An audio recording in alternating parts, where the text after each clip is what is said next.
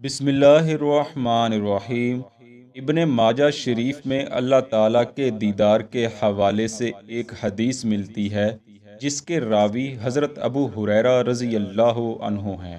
آپ بیان کرتے ہیں کہ نبی کریم صلی اللہ علیہ وآلہ وسلم نے ارشاد فرمایا، تم لوگ 14ویں رات میں چاند کو دیکھنے میں کسی مشکل کا شکار ہوتے ہو؟ لوگوں نے عرض کیا، جی نہیں۔ اس پر نبی کریم صلی اللہ علیہ وآلہ وسلم نے فرمایا، اسی طرح تم لوگ قیامت کے دن اپنے پروردگار کو دیکھنے میں کسی مشکل کا شکار نہیں ہوگے۔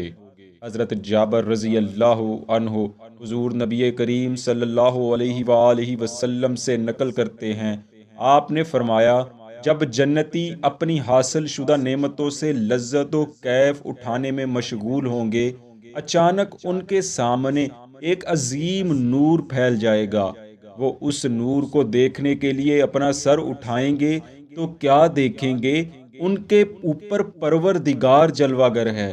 اللہ رب العالمین ان سے فرمائے گا، اے اہل جنت، السلام علیکم۔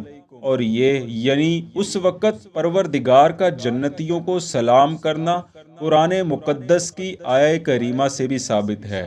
اس کے بعد حضرت صلی اللہ علیہ وآلہ وسلم نے فرمایا، پھر اللہ تعالیٰ جنتیوں کی طرف دیکھے گا اور جنتی اللہ تعالیٰ کی طرف دیکھیں گے، اور وہ دیدار الہی میں اس قدر محو ہوں گے کہ اس وقت جنتیوں کی جنت کی نعمتوں میں سے کسی چیز کی طرف توجہ نہیں رہے گی، تاکہ پروردگار ان کی نظروں سے مخفی ہو جائے گا اور اس کا نور باقی رہ جائے گا۔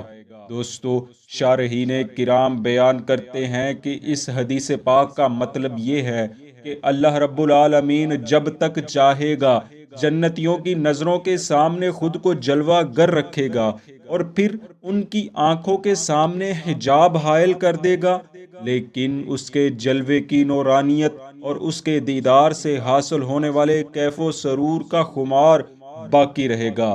اور حقیقت یہ ہے کہ وہ حجاب اور جنتیوں کی نظر سے پروردگار کا مخفی ہو جانا بھی اس کی طرف سے اپنے بندوں پر ایک طرح کا لطف و کرم ہی ہوگا، کیونکہ پروردگار کا اہل جنت کو برابر اپنی درگاہ اور حضور و شہود میں رکھنا اور ہر وقت ان کی نظر کے سامنے جلوہ گر رہنا ایک ایسی صورتحال ہوگی جو جنتیوں کی تاب و طاقت سے باہر ہوگی۔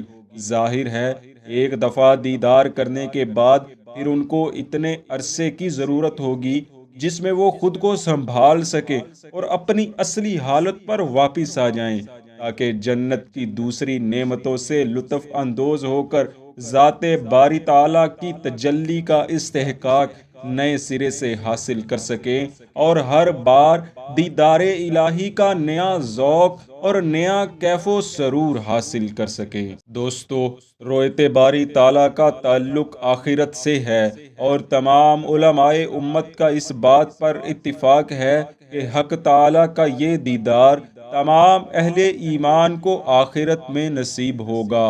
اس کا ثبوت قرآنی آیات، احادیث صحیحہ، اجماع صحابہ و تابعین اور اقوال ائمہ جو اس ضمن میں مذکور و منقول ہیں سے ملتا ہے۔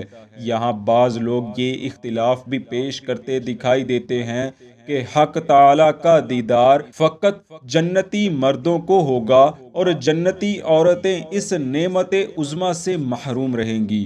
جو حضرات مطلقاً عورتوں کے دیدار کے منکر ہیں، ان کا یہ کہنا ہے کہ عورتیں چونکہ خیموں میں پردہ نشیں ہوں گی، جیسا کہ قرآن کریم میں فرمایا گیا ہے، تو ان کو دیدار کیسے ہو سکتا ہے؟ علماء بیان کرتے ہیں، یہ ایک ناقابل التفات بات ہے، کیونکہ اول تو دیدار الہی کے بارے میں جو آیات و احادیث منقول ہیں ان میں کوئی خصوص مذکور نہیں ہے، بلکہ وہ سب عموم پر محمول ہیں اور مردوں اور عورتوں سب کو شامل ہیں۔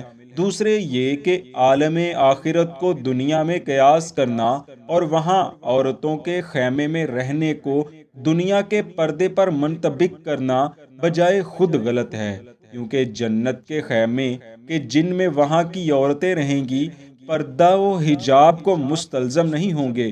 علاوہ ازیں یہ بات بھی سوچنے کی ہے کہ سیدہ فاطمہ الزہرا سلام اللہ علیہا اور حضرت خدیجۃ الکبریٰ، حضرت عائشہ صدیقہ رضی اللہ عنہن اور دوسری امہات المؤمنین نیز ان جیسی دیگر عظیم ترین خواتین جو لاکھوں کروڑوں مردوں سے زیادہ عزت و عظمت اور فضیلت رکھتی ہیں، آخر کس طرح دیدار الہی کی سب سے بڑی سعادت سے محروم رہ سکتی ہیں؟ لہٰذا ایسا نظریہ رکھنا سمجھ سے بالا تر ہے۔ انہی میں سے چند لوگوں کا یہ بھی نظریہ ہے کہ جنات اور ملائکہ کو بھی اللہ کی رؤیت حاصل نہ ہوگی۔ بعض حضرات نے تو یہاں تک لکھا ہے کہ حضرت جبرائیل علیہ السلام کے علاوہ دیگر فرشتوں کو اللہ کے دیدار کی سعادت حاصل نہیں ہوگی، اور حضرت جبرائیل علیہ السلام بھی اس سعادت سے فقط ایک ہی بار مشرف ہوں گے، جبکہ بقیہ جتنے بھی مقرب فرشتے ہیں وہ اس سعادت سے محروم ہی رہیں گے۔ اسی طرح جنات بھی دیدار الہی سے محروم رہیں گے۔ دوستو، علماء کرام فرماتے ہیں کہ یہ نظریہ بھی غلط ہے۔ اس سلسلے میں صحیح و درست قول یہی ہے کہ دیدار الہی کی سعادت تمام اہل ایمان کے لیے ہے۔ کیا انسان، کیا فرشتے اور کیا جنات سب ہی اس نعمت عظمیٰ سے مستفید ہوں گے۔ دعا ہے رب العالمین ہمیں کامل ہدایت عطا فرمائے، ایمان پر خاتمہ نصیب فرمائے اور بروز قیامت جنت میں داخل فرما کر اپنے دیدار کی دولت نصیب فرمائے۔ آمین۔